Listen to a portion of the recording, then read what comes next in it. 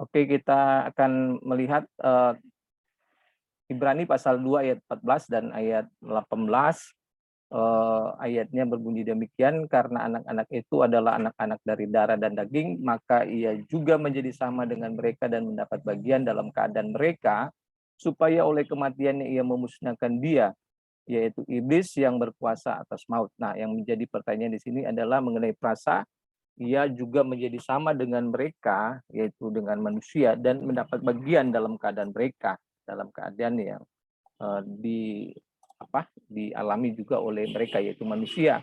Nah, jadi di sini menunjukkan bahwa ia, yaitu Yesus itu sama dengan manusia, yaitu sama-sama sama dengan manusia, yaitu Yesus juga sama mengalami apa yang dialami oleh manusia. Nah, namun walaupun Yesus sama dengan manusia, ada perbedaan antara manusia Yesus dengan manusia lainnya. Dan perbedaannya adalah yang pertama, manusia Yesus itu tidak berbuat dosa, namun manusia umumnya dikuasai dosa. Hakikat kemanusiaan tersebut hanya terbatas dalam atau pada pengalaman tentang penderitaan dan kematiannya. Jadi Yesus sama-sama manusia. Dalam hal ini, keadaan yang dialami oleh Yesus sebagai manusia adalah mengalami penderitaan dan kematian. Nah, tapi sekali lagi manusia Yesus itu tidak berbuat dosa. Jadi pengalaman penderitaan dan kematian bukan diakibatkan oleh perbuatan dosa. Nah, sifat-sifat dosa dan kejahatan yang ada pada manusia itu tidak pernah dimiliki oleh Yesus sejak lahir dan sampai dia mati, itu tidak pernah ada. Karena di dalam 1 Petrus pasal 2 ayat 22 sangat jelas, sangat tegas di sana menunjukkan bahwa ia tidak berbuat dosa dan tipu tidak ada dalam mulutnya. Kemudian juga dalam Ibrani pasal 4 ayat 15 di sana dikatakan sebab imam besar yang kita punya bukanlah imam besar yang tidak dapat turut merasakan kelemahan-kelemahan kita. Sebaliknya sama dengan kita. Jadi merasakan sama seperti apa yang dirasakan oleh manusia. Itu merasakan kelemahan-kelemahan. Tetapi walaupun ia telah dicobai, tetapi dia tidak berbuat dosa. Jadi sekali lagi, walaupun dia memiliki kelemahan-kelemahan, sama seperti manusia, mengalami penderitaan, bahkan mengalami kematian, mengalami berbagai hal yang secara fisik atau secara fisik dia mengalami kelemahan-kelemahan, tetapi kelemahan itu tidak membuat ia berbuat dosa. Itu perbedaannya. Nah, kemudian yang kedua, perbedaan yang kedua manusia pada umumnya adalah manusia Yesus itu berasal dari sorga. Sedangkan manusia pada umumnya itu berasal dari debu dan tanah. Itu perbedaannya. Kita bisa lihat dalam 1 Korintus pasal 15 ayat 47. Coba satu orang baca. Siap, silakan. Satu orang silakan secara cepat baca.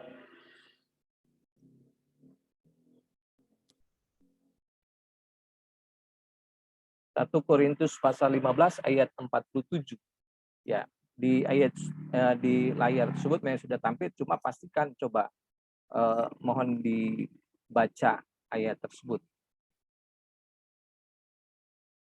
Ya, satu orang silakan.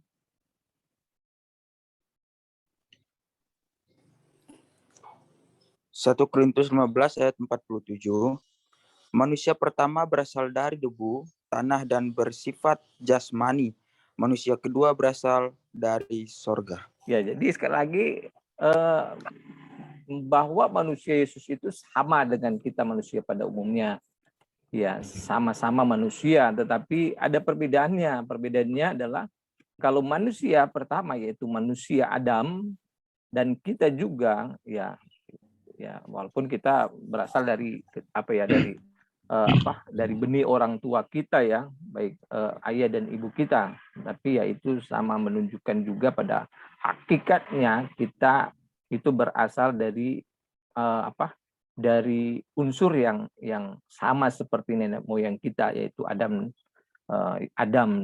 ya, karena Hawa proses beda ya, kalau Adam dibuat dari debu tanah, kemudian Hawa itu berasal dari tulang dan daging Adam ya. Tapi secara secara hakikat ya, manusia baik Adam dan semua keturunannya itu hakikatnya itu berasal dari, menunjukkan berasal dari debu dan tanah. Berbeda dengan manusia Yesus, yaitu berasal dari sorga. Nah, itu poin yang kedua. Dan selanjutnya poin yang ketiga, manusia Yesus itu diperanakan oleh Allah. Nah, sedangkan manusia umumnya itu diperanakan dari darah dan daging ya. Ini menjelaskan hal yang tadi ya. Jadi memang manusia pertama itu Adam itu berasal dari debu tanah, tetapi baik Hawa dan keturunannya itu berasal dari, diperanakan dari darah dan daging. Nah, tetapi tidak demikian dengan manusia Yesus ya, walaupun ia dilahirkan dari seorang perempuan yang bernama Maria, tetapi dia tidak diperanakan dari darah dan daging, tetapi diperanakan oleh Allah. Nah, ayatnya di dalam Yohanes pasal 1 ayat 13 sampai 14. Silakan satu orang baca. Yohanes pasal 1 ayat 13 sampai 14.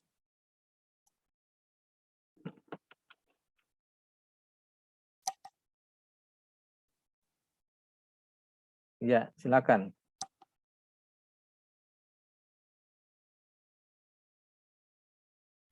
Desmin mungkin boleh baca. Baik, Pak. Yohanes 1 ayat pasal 13.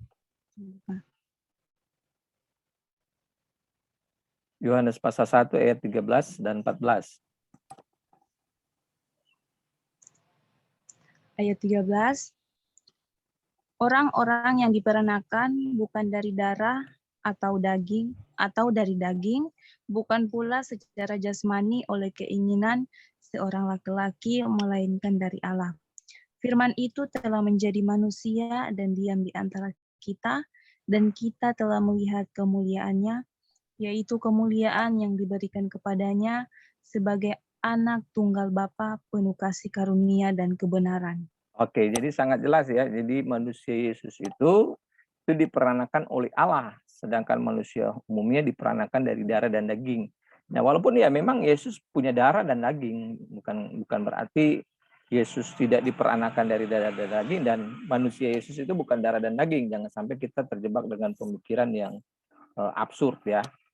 Tapi manusia Yesus itu ya sama, mempunyai darah dan daging, tetapi darah dan daging Yesus itu bukan diperanakan oleh manusia, tetapi darah dan daging Yesus itu berasal dari firman itu, logos, karena di ayat 14 dikatakan dan firman itu menjadi manusia. Itu kata manusia itu berasal dari kata sarx, daging ya. Daging itu ya sudah mencakup di dalamnya ya darah dan daging ya. Ya, seperti itu. Nah, itu poin yang ketiga. Nah, terkait dengan hal itu juga di dalam 1 Korintus pasal 15 ayat 39 dan ayat 40, saya langsung bacakan saja. Ayat 39 dikatakan, bukan semua daging sama.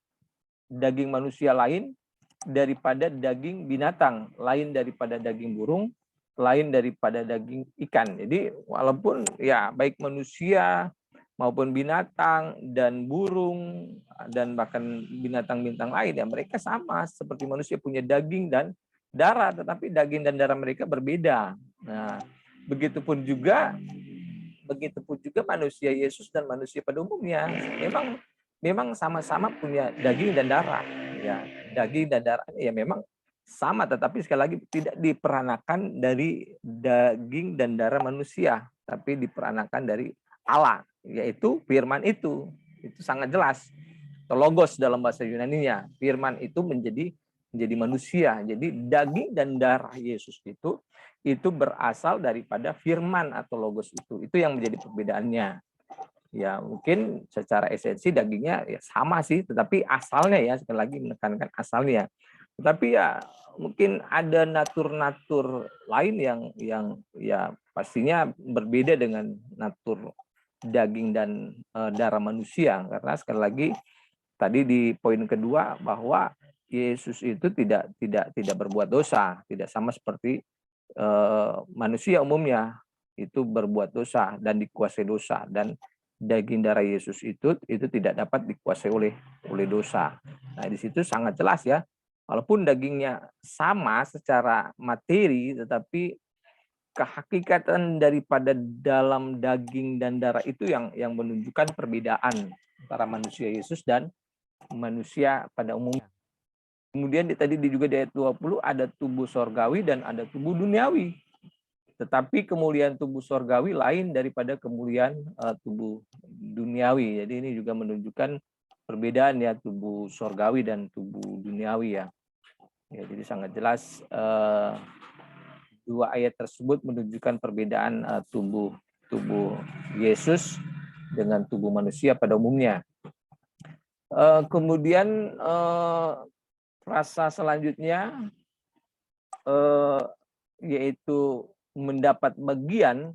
Nah, tadi saya baca kembali di ayat 14, karena anak-anak itu adalah anak-anak dari darah dan daging, maka ia juga menjadi sama dengan mereka dan mendapat bagian dalam keadaan mereka, supaya oleh kematiannya ia memusnahkan dia, yaitu iblis yang berkuasa atas maut. Jadi kita perhatikan di sana adalah frasa mendapat bagian.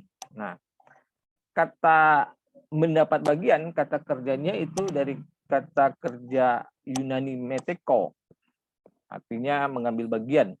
Nah, dalam Ibrani 2 ayat 14 ini dapat diterjemahkan dengan kalimat mengambil bagian di dalam. Jadi mengambil bagian di dalam.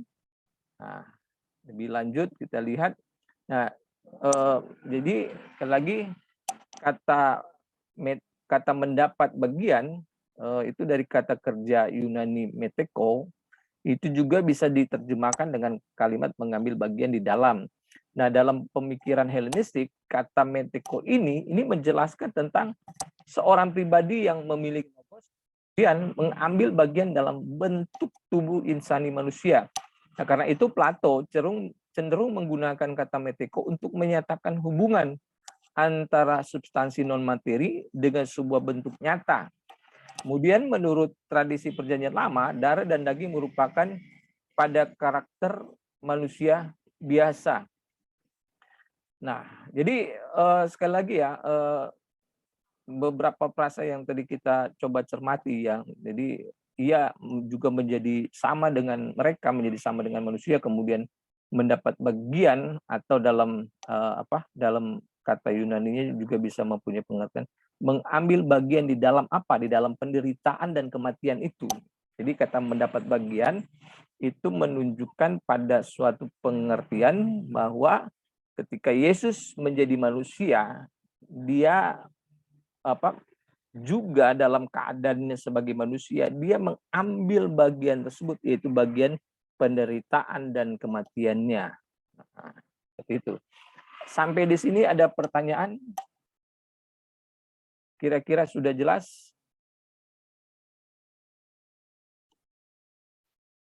Silakan kalau ada yang bertanya, kalau tidak saya akan lanjutkan dengan